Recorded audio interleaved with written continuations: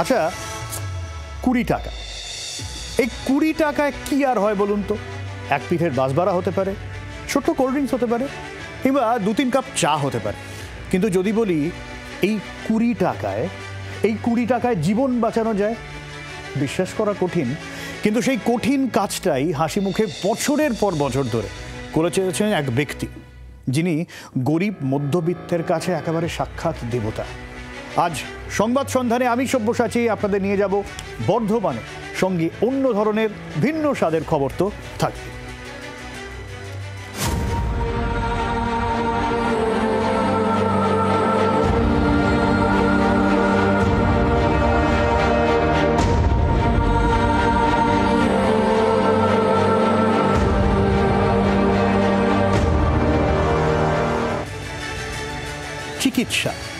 চিকিৎসা মানে পরিষেবা, কিন্তু সেই পরিষেবা আর কি সত্যি পরিষেবা আছে বলুন তো?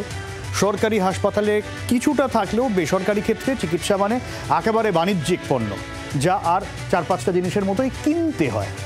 তার উপর চিকিৎসা মানে শুধু তো আর চিকিৎসকের ফিস না, সঙ্গে প্রয়োজনীয় অপ্রয়োজনীয় গুচ্ছ টেস্ট, সেখানেও আর এক ব্যবসা। স্বাস্থ্যসাথীর নামে সরকারি একটা স্বাস্থ্য বিমা আছে বটে, কিন্তু হাসপাতালে ভর্তি বা অপারেশন ছাড়া তার সুবিধা খুব একটা পাওয়া যায় না।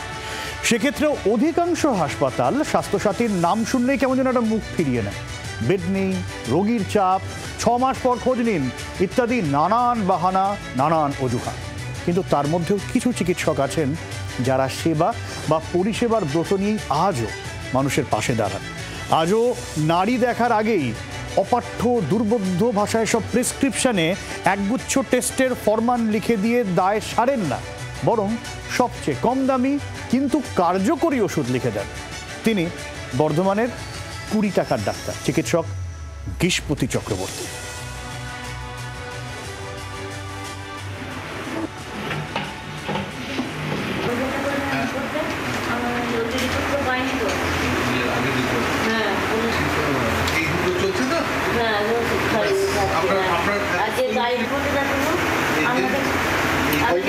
আসবার কথা আছে, যদি আছে আপনাকে দিয়ে দেবে, ফোন নাম্বার আছে, আপনি চলে যাবেন।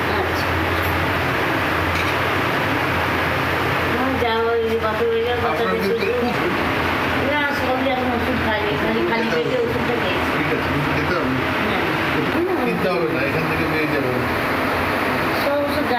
যতটা পাবেন পাবেন। এটা দাগ দিয়ে দিলাম, এইটা দাগ দিয়ে দিলাম, আমরা আজ থেকে চালু করবো। ঠিক আছে।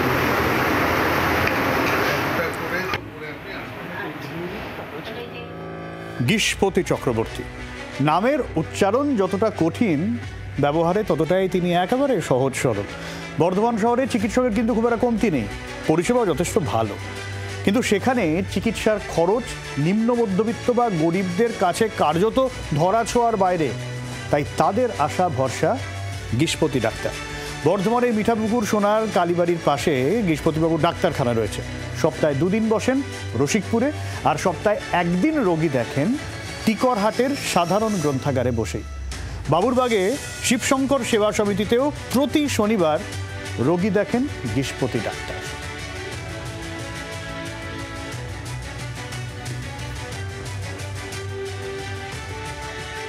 আজকে যেভাবে ব্যয়ভার বেড়ে গেছে চিকিৎসা ক্ষেত্রে, সেই ক্ষেত্রে উনি যে সেবাটা দিচ্ছেন, সেই সেবাটা সাধারণ মানুষের পক্ষে খুবই উপকারে লাগছে।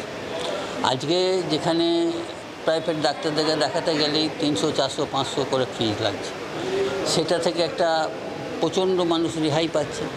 তারপরে একটা বড় জিনিস হচ্ছে যে সব ক্ষেত্রেই পরীক্ষা, অন্যান্য ডাক্তারদের ক্ষেত্রে যে ব্যয়ভার বেড়ে যাচ্ছে, এখানে উনি খুব নির্দিষ্টভাবে রুগীকে ভালো করে মানে দেখাশোনা করেন, করে হচ্ছে যে যতটা সম্ভব পরীক্ষা নিরীক্ষার বাইরে ওষুধ দেওয়ার ব্যবস্থা করেন।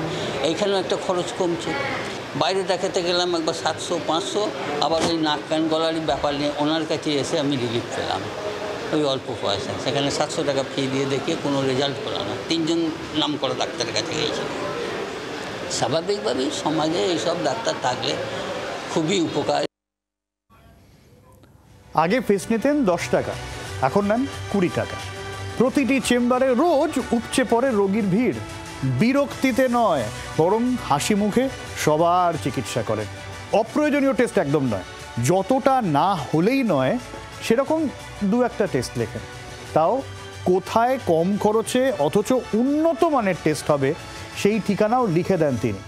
কেউ যদি 20 টাকাও দিতে না পারেন, কোনো অবহেলা অশ্রদ্ধা নয়, বরং আরও বেশি করে যত্ন নিয়ে বিনা পয়সায় তার চিকিৎসা করেন গরিবের ডাক্তার গিরিশপতি চক্রবর্তী। ডাক্তারবাবু এমনি ভালো, কথাবার্তাও ভালো, পেশেন্ট ভালো করেও দেখে, যেরকম আপনার প্রবলেম থাকবে উনি জিজ্ঞাসা করে, ওষুধ থাকলে নিজে থেকেও দিয়ে দেয়, আর বেশি কস্টলিও নেয় ওষুধগুলো। ঠিক আছে, মানে আমাদের মধ্যবিত্তর জন্য ঠিক আছে, যত মানুষকে দেবেন ততই বার পাবে, কিন্তু স্যার যা করছে এটা অনেকই, সাধারণ আমাদের মধ্যবিত্তর জন্য অনেক। 3 দশক মানে 30 বছর ধরে ঠিক এই কাজটাই করে আসছেন এই চিকিৎসক। নামমাত্র ফিস, ন্যূনতম টেস্ট আর কম দামের অথচ কার্যকরী ওষুধ। কি বলছেন সেই 20 টাকার ডাক্তার গিরিশপতি চক্রবর্তী, শুনুন। আমরা একটা সরকারি চাকরি করছিলাম, এখন আমি রিটায়ার করেছি। এই চাকরির সুবাদে স্বাভাবিকভাবে সব মানুষের মতো আমিও মাইনে পেয়েছি, তাতেই সমস্ত চলে যায়।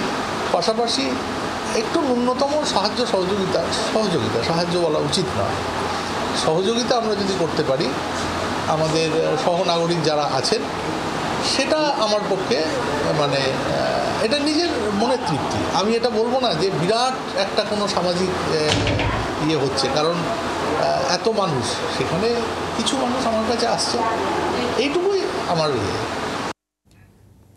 বিনা পয়সায় চিকিৎসার যে একটা আত্মতৃপ্তি রয়েছে, যে মানসিক আনন্দ রয়েছে, তা গিরিশপতিবাবুর চোখে মুখে প্রায় সবসময়। তবে ফিস হিসেবে সবচেয়ে বড় প্রাপ্তি 1 কেজি সুগন্ধি চাল। সেই ছবি হয়তো আমাদের দেখাতে পারবো না, কিন্তু ঘটনা কিন্তু মুখে মুখে ফেরে। সেই ঘটনাটা কি? মঙ্গলকোটের ঠাঙাপাড়া গ্রামের হাসিনা বেবি যকৃতের অসুখে ভুগছিলেন। অনেক চিকিৎসক দেখিয়েছেন, আর খরচের বহর শুনে বাঁচার আশা প্রায় ছেড়েই দিয়েছিলেন। শেষে গিরিশপতি ডাক্তারের নিখরচায় চিকিৎসায় আবার জীবন ফিরে পান। সুস্থ হয়ে ছেলের কাছ থেকে খেতে চাষ করা ধান থেকে তৈরি 1 কিলোগ্রাম সুগন্ধি চাল নিয়ে ডাক্তারবাবুর চেম্বারে হাজির হন তিনি। সেই চাল হাতে নিয়ে ডাক্তারবাবু আর চোখের জল ধরে রাখতে পারেননি। বৃদ্ধাকে জড়িয়ে ধরে বলেন, আমি আমার কর্তব্য করেছি। আর বৃদ্ধা বলেন, তুই আমার বেটা, তোকে আল্লাহ পাঠিয়েছে।